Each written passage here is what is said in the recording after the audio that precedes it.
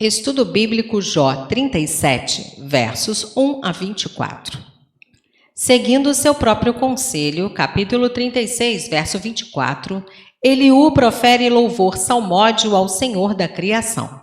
A soberania e o poder de Deus são ilustrados por diversos fenômenos atmosféricos.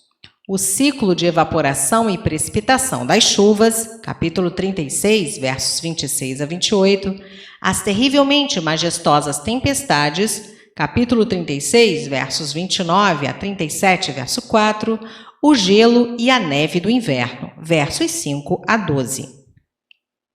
Cada um deles é introduzido por uma afirmação sobre a incompreensibilidade das obras divinas. Verso 5, capítulo 36, versos 26 e 29. Eliú observa que as forças elementares, uma vez desencadeadas, não escapam ao controle divino, mas como os mísseis habilidosamente arremessados pelos guerreiros ambidestros do Esquadrão de Elite, capítulo 36, verso 32, e primeiro livro de Crônicas 12, 2, realizam as ordens de Deus, verso 12, quer como juízo, verso 13a, e 36, verso 31a, quer como misericórdia, verso 13b e 36, verso 31b. A relação íntima, assim sugerida, entre o governo de Deus sobre a natureza e o seu governo sobre a história, prepara a aplicação final de Eliú para Jó. Se o homem não consegue compreender o governo natural de Deus, não deve esperar compreender o seu governo moral.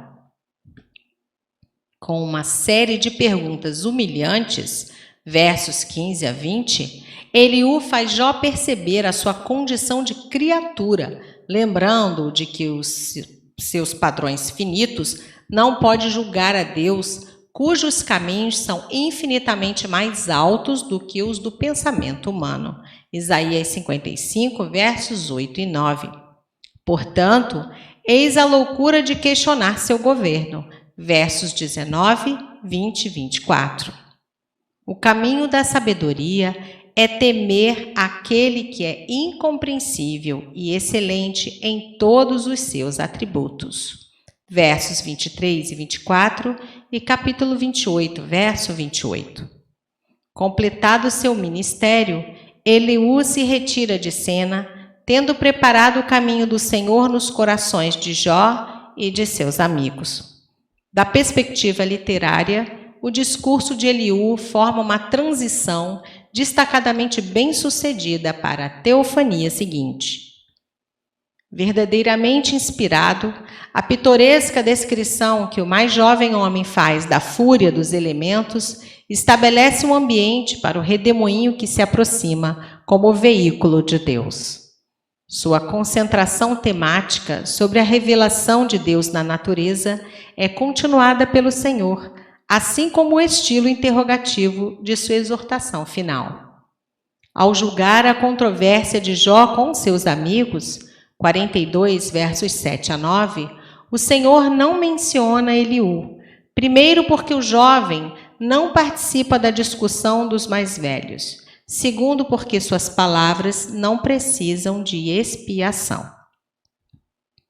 Não obstante, embora aquele que fala do redemoinho não mencione Eliú pelo nome, não o ignora, continuando sua argumentação essencial e endossando seu julgamento em relação a Jó, capítulo 32, verso 2, 40, verso 8, e seus amigos, 32, verso 3, 42, versos 7 a 9.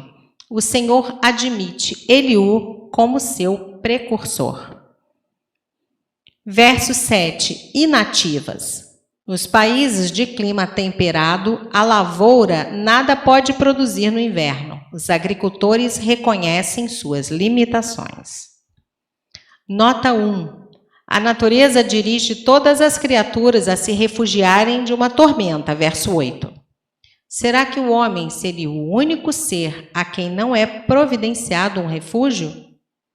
Que todos os homens ouçam a voz de Deus, que lhes adverte de várias maneiras, para que fujam de sua ira vindoura, convidando-os a aceitar a sua salvação. Verso 12. Rumo que ele dá. A expressão vem da navegação. Trata-se da obra do timoneiro. Redondeza da terra, literalmente o mundo habitável da terra. A terra no seu aspecto de habitação humana. Vide Provérbios 8:31. Verso 13. A chuva, conforme a soberania de Deus, pode trazer inundação ou fertilidade à terra. Versos 14 a 24.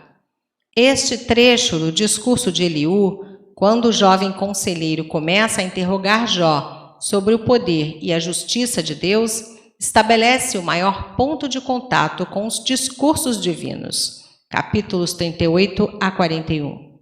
Suas palavras finais antecipam o aparecimento de Deus no céu, versos 21 a 24. Versos 14 a 18. Estas palavras descrevem o momento quando as tempestades cessam, o vento quente sopra, o céu fica limpo e a luz do sol começa a aparecer. Verso 16. Equilíbrio das nuvens. O balanço entre as várias forças naturais que permitem a presença da água na atmosfera. Capítulo 26, versos 8 a 10. Verso 17. Vento sul. O siroco, que na região do Mediterrâneo provoca um calor paralisante, um mormaço opressor, diante do qual até os pássaros se escondem e toda a vida animal e vegetal dá a impressão de estar murcha. Verso 18. Espelho fundido. Na antiguidade, o espelho era feito de bronze. O céu sem nuvens, num dia de calor, tem o aspecto de bronze polido. Deuteronômio 28, verso 23. E o olho humano não pode olhar para ele, verso 21. Versos 19 a 20. Nesta passagem, Eliú sugere a Jó que, uma vez que o homem não pode explicar as maravilhas do poder e dos propósitos de Deus, ele deveria se calar e não discutir com o Senhor. O que quer que seja que um homem possa dizer contra os planos de Deus é indigno, sendo passível de castigo. Verso 20. Contar-lhe-ia alguém o que tenho dito? Literalmente, contar-se-á para ele que quero falar-lhe? Eliú está horrorizado pela ideia de Jó desejar debater sua causa com o próprio Deus. Capítulo 13, verso 3. Versos 21 a 23. Eliú ilustra a tolice de dizer a Deus o que fazer com a descrição do ato de contemplar o sol dourado num dia brilhante, versos 21 e 22. Não podemos confrontá-lo. Que dirá a Deus em sua grande glória? Verso 22. Áureo resplendor. Possível, porém improvável referência à aurora polar.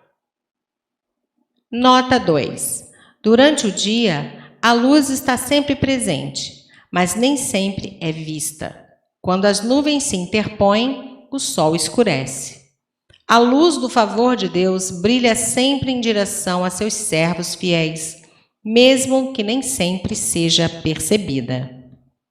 Os pecados são como nuvens e muitas vezes nos impedem de ver a brilhante luz que emana da face de Deus. Todavia, o Senhor tem um vento que sopra e clareia o ambiente, o Espírito Santo.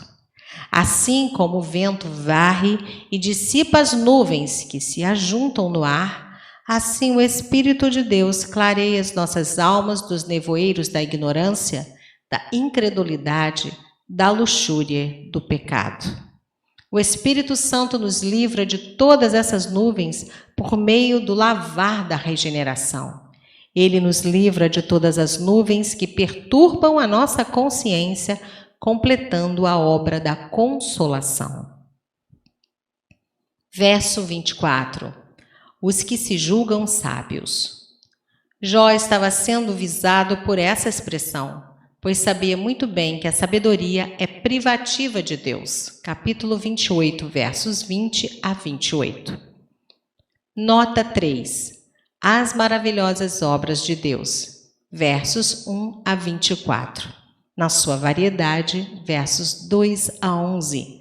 Na sua origem, versos 14 a 18. Na sua execução, versos 5 e 6. No seu controle, verso 12. Salmo 33, verso 9. Salmo 119, versos 90 a 91. E no seu ensino, versos 15 a 24.